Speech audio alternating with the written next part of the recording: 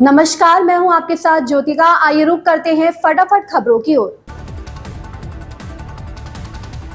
मुर्शिदाबाद में जारी हिंसा के बीच पूर्व क्रिकेटर और टीएमसी सांसद यूसुफ पठान का एक सोशल मीडिया पर चर्चा का विषय बना हुआ है। इसको लेकर भाजपा और यूजर्स लगातार रूप से टीएमसी सांसद की आलोचना कर रहे हैं।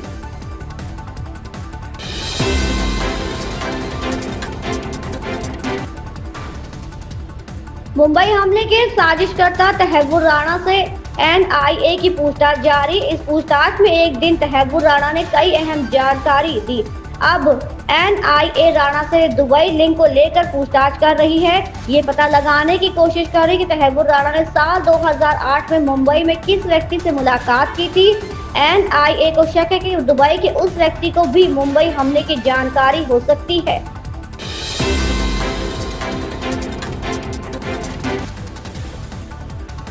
दिल्ली के हिंदू कॉलेज में सर्वोदय युवा संसद में अपने संबोधन के दौरान भाजपा सांसद अनुराग ठाकुर ने कहा, 2014 में भारत को दुनिया की नाजुक 5 अर्थव्यवस्थाओं से एक माना जाता था। भारत नीतिगत पक्षाघात से ग्रस्त था।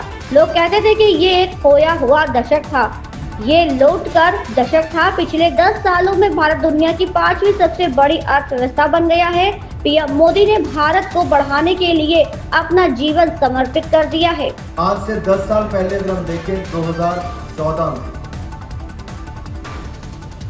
दुनिया भर में एक बात चलती थी that India is among the fragile 5 economies of the world. India is marred with the policy paralysis. People used to say it is a lost decade. It was not only a lost decade, it was a decade of decades. It was a decade of loot and loot.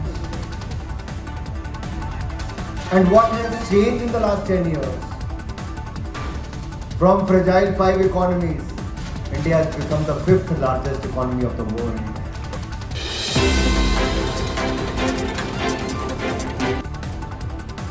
प्रधानमंत्री नरेंद्र मोदी ने रविवार को बैसाखी के अवसर पर देशवासियों को शुभकामनाएं दी। पीएम ने सभी के जीवन में खुशहाली और नई उम्मीद की कामना की। साथ ही आज के दिन 13 अप्रैल 1919 के जलियांवाला बाग हत्याकांड में शहीद हुए लोगों को श्रद्धांजलि दी। उन्होंने इस दुखद घटना को भारत के इतिहास का एक काला अध्याय बताते हुए कहा कि शहीदों का बलिदान देश की आजादी की लड़ाई में बड़ा मोड़ साबित हुआ।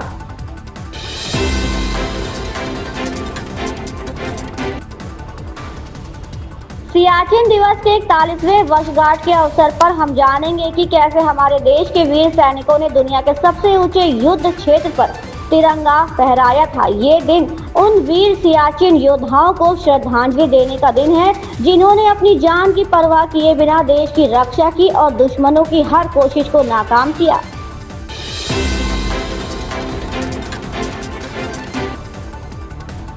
कर्नाटक में जाति जनगणना आयोग ने आरक्षण प्रणाली को लेकर राज्य सरकार को एक बड़ा सुझाव दिया। आयोग ने शिक्षा और नौकरियों में अन्य पिछड़ा वर्ग के लिए आरक्षण को 32% से बढ़ाकर 51% करने की सिफारिश की है। रिपोर्ट के अनुसार अगर ये प्रस्ताव लागू होता है तो राज्य में कुल आरक्षण बढ़कर 85% हो जाएगा।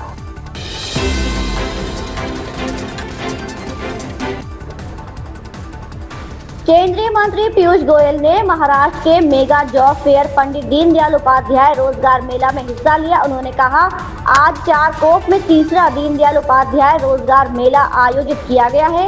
ये देखकर बहुत खुशी हो रही है कि करीब 3400 बच्चों ने ऑनलाइन रजिस्ट्रेशन कराया है। यहाँ 50 से ज्यादा कंपनियां आई हैं। प्रधानमंत्री इंटर्नशिप योजना के तहत बच्चों को इंटर्नशिप भी जोड़ा जा रहा है। यहाँ दिव्यांग बच्चों को अच्छा रोजगार दिलाने और अपने पैरों पर खड़े होने, आत्मनिर्भर बनने के लिए प्रयास किए गए हैं और कई बच्चों को नौकरी भी मिली है।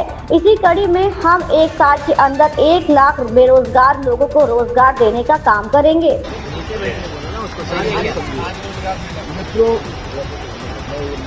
आज तीसरा दीनदयाल उपाध्याय रोजगार मेला चारकोप में हमारे लोकप्रिय आमदार मेरे भाई योगेश सागर जी के प्रयासों से संपन्न हुआ है। बहुत आनंद आया देख के कि लगभग 3400 बच्चों ने ऑनलाइन रजिस्टर किया। 50 से अधिक कंपनियां यहाँ पे आई हैं प्रधानमंत्री जी की जो इंटर्नशिप स्कीम है उसके तहत भी यहाँ पे बच्चों को इंटर्नशिप के साथ जोड़ा जा रहा है।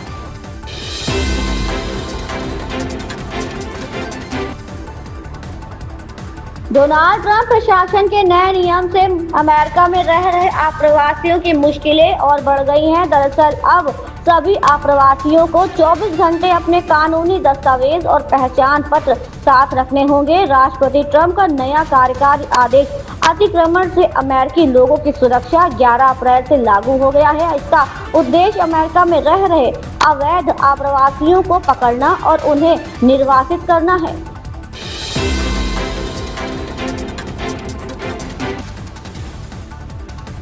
सनी देओल की फिल्म जाट 10 अप्रैल को सिनेमाघरों में रिलीज हो चुकी है। फिल्म की बॉक्स ऑफिस पर अच्छी शुरुआत रही। फिल्म में सनी देओल ने बलदेव प्रताप सिंह का रोल अदा किया है। फिल्म में वो तटीय गांव में जाते हैं जहां पर राणा तुंगा राज कर रहे होते हैं। इसके बाद सनी देओल अपने गुस्से वाले रोल में गांव में नाइंसाफी के खिलाफ लड़ाई लड़ते हैं।